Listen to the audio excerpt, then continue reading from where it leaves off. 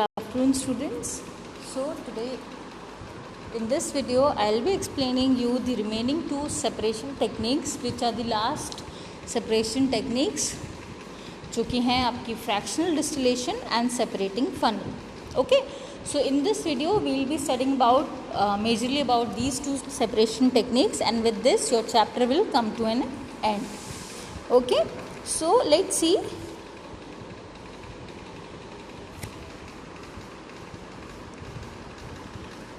Separation of mixture of two or more than two liquids. So all the mixtures containing two or more than two liquids can be separated by one of the following two methods. यानी कि आप देख सकते हैं कि आप दो या दो से ज़्यादा लिक्विड्स का जो मिक्सचर्स होते हैं उनको आप किन्हीं भी दो मेथड से सेपरेट कर सकते हैं जो कि आपको गिवन है इस स्लाइड में. The first method is by the process of fractional distillation, and the second method is by the process or by using a separating funnel. Okay, so this case is only valid when you have two or more than two liquids. Okay, so now before explaining you the separation techniques, I just wanted you to know what are miscible liquids and what are immiscible liquids. ठीक है, it is important you to know कि क्या होते हैं miscible liquids और क्या होते हैं immiscible liquids. तो अब देखिएगा बच्चों, let's talk about miscible liquids and then we'll be talking about immiscible liquid. तो देखिए miscible liquids वो liquids होते हैं जो कि मिक्स हो जाते हैं in all proportions and they form a single layer. These type of liquids are known as miscible liquids. For example आप देख सकते हो, you have pictures given below. So look at this picture, this one. ये बात हो रही है आपके मिसिबल लिक्विड्स की, जो कि ये कहते हैं miscible liquids are those liquids which mix together in all proportions and form a single layer are known as your miscible liquids. जैसे कि आपने देखा, you have water and when you added water to the orange juice, still you can see that there is a glass of orange juice which is containing the orange juice plus water. But can you differentiate कि water की अलग layer बन रही है या juice की अलग layer बन रही है? No, you cannot. So this type of liquids are known as miscible liquids क्योंकि इसमें जो water था वो thoroughly mix हो गया था in equal proportions.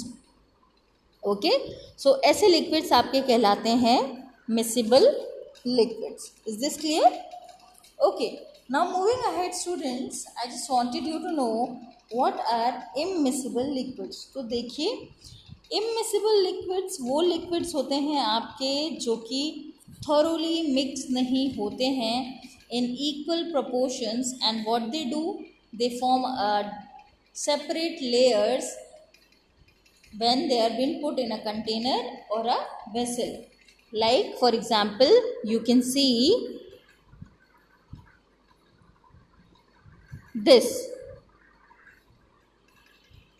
this is an example of immiscible liquid, जिसमें कि आप खुद देख सकते हो कि ऑयल की लेयर अलग है, there is a layer of milk again, and there is some more substance जिसकी लेयर फॉर्म हो रखी है.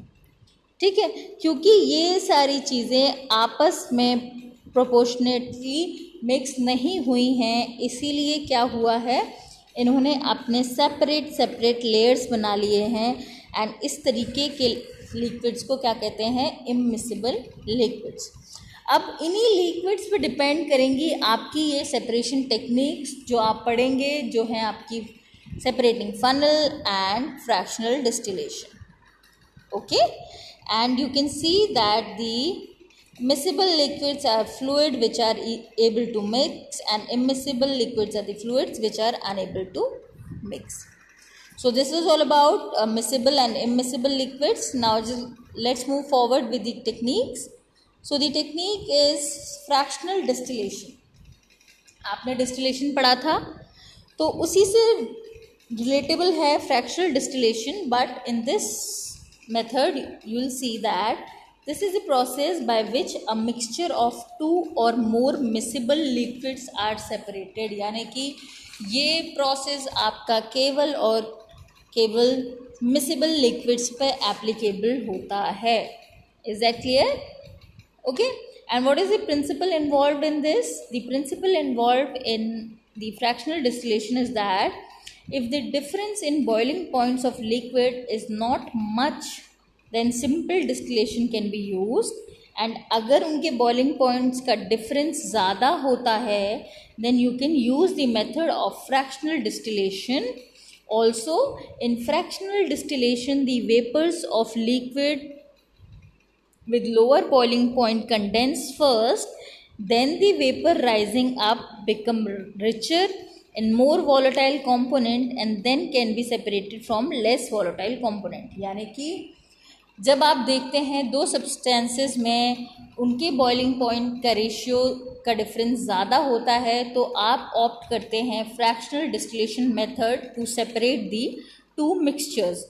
उस केस में क्या होता है कि आपका जो मिक्सचर, जिस आप कह सकते हैं मिक्सचर में जो दो कंपोनेंट्स हैं उसमें से एक आपका वेपर्स के फॉर्म में जब कंडेंस हो जाता है, then what happens, gradually it rise up and धीरे धीरे उसका जो उस मिक्सचर में जो ज़्यादा वॉलेटाइल कंपोनेंट होगा वो आप सेपरेट कर सकते हैं लेस वॉलेटाइल कंपोनेंट से। Okay, is this clear? Now moving ahead, you will see that fractional distillation is carried out by using a fractionating column, जो कि you will see in the next picture which I will be showing you, कि fractional distillation एक fractionating column use करके किया जाता है। and in the most simple terms you can say a fractionating column can be regarded as an arrangement for providing different temperature zones inside it। यानी कि जो fractionating column होता है वो एक ऐसा कॉलम होता है जिसमें डिफरेंट टेम्परेचर जोन्स बन रखे हैं, ठीक है, according to the temperature of the liquids.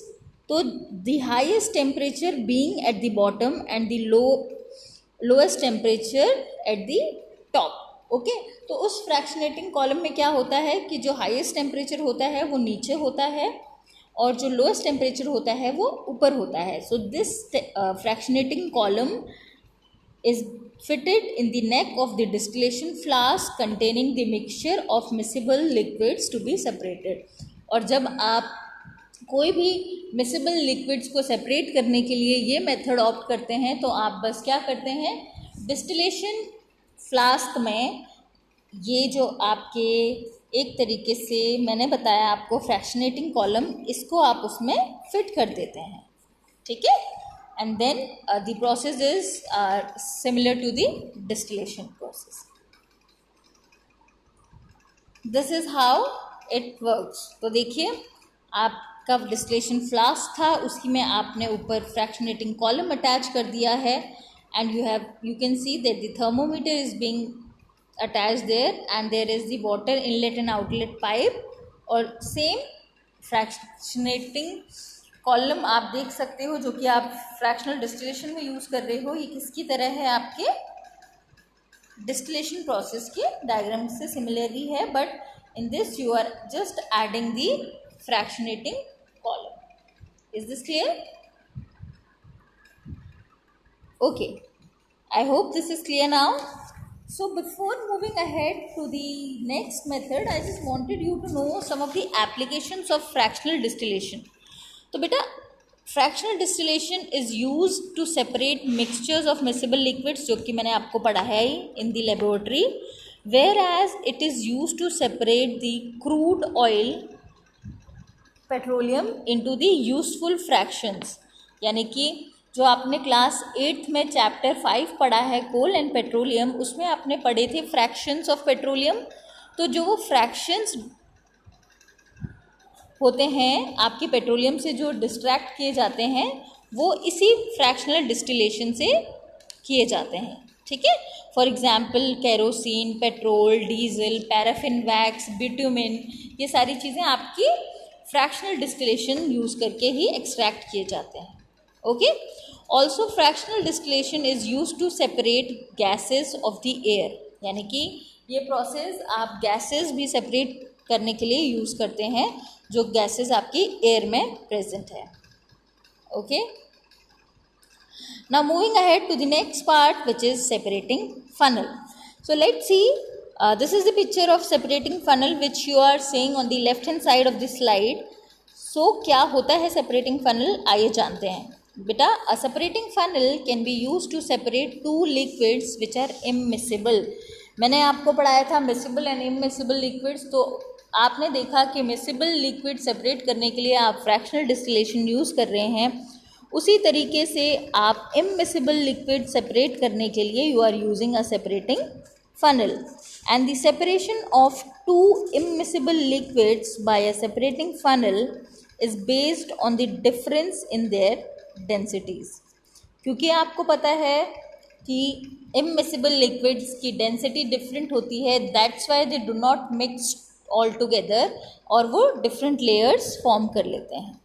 ठीक है, तो आप देखिए principle involve is when a mixture of two immiscible liquids is allowed to stand, they separate out in two separate layers depending upon their densities. यानी कि जब दो इममिसिबल liquids को किसी कंटेनर में when they are allowed to stand, तो वो separate हो जाते हैं अपनी डेंसिटीज़ के हिसाब से सेपरेट लेयर्स बना के। Okay, now the application you can see कि किस तरीके से there is a upper layer which is being formed in the separating funnel and the lower layer। आप क्या करते हैं, the mixture is put in a separating funnel, shaken and allowed to settle। उसके बाद आप देखते हैं जब वो सेटल हो जाता है तो उनकी different layers बन जाती हैं, and the oil and water form two separate layers, and the liquid with higher density, in this case water, forms the lower layer। तो आप स्टॉपर यूज़ करके फर्स्ट लिक्विड कलेक्ट कर लेते हैं एंड सेकेंड लिक्विड आपका separating funnel में रह जाता है। इसी तरीके से दोबारा आप जो आपका स्टॉपर है उसे मूव करके दूसरा लिक्विड भी कलेक्ट कर लेते हैं। ठीक है, तो दोनों लिक्विड्स आप अलग अलग कलेक्ट कर सकते हैं और सेपरेट कर सकते हैं from each other। Okay, so this is how your separating funnel works, and this is a small activity which is been used for separation of mixtures by separating funnel, जो कि मैंने आपको बताई थी। So you can read it, and it is all about to separate kerosene oil from water using a separating funnel। If you wish you can write it down in your notebook, or else please have a look at it surely, because एक question इस slide से ज़रूर form होता है। ठीक है, चलिए moving ahead. तो बेटा आपने देखा कि in the chapter last part, the chapter 2 का ये लास्ट पार्ट है आपका। आपने काफ़ी सेपरेशन मेथड्स पढ़े, जैसे कि chromatography, filtration, magnetic attraction, crystallisation, simple distillation, fractional distillation, separating funnel, sublimation and evaporation. तो अब आपने ये मेथड्स पढ़े तो आप इजीली डिस्टिंग्विश कर सकते हो कि आप इन मेथड से क्या क्या सेपरेट कर सकते हो। ठीक है, so this is been given in this slide, you can note it down, and it is, I hope it is clear now, because हर मेथड आप ध्यान से पढ़िएगा, ध्यान से सुनिएगा वीडियोज़ में से, and I hope it will be surely clear to you. Same thing is been given here, it is been like the difference in their properties, जो कि help करती है आपको to work the separation of the substances। Okay, with this we come to the end of the chapter, and your chapter is been completed। Prepare it well, and we'll be starting with the next chapter, which will be from physics in the next class। So have a good day, and God bless you all।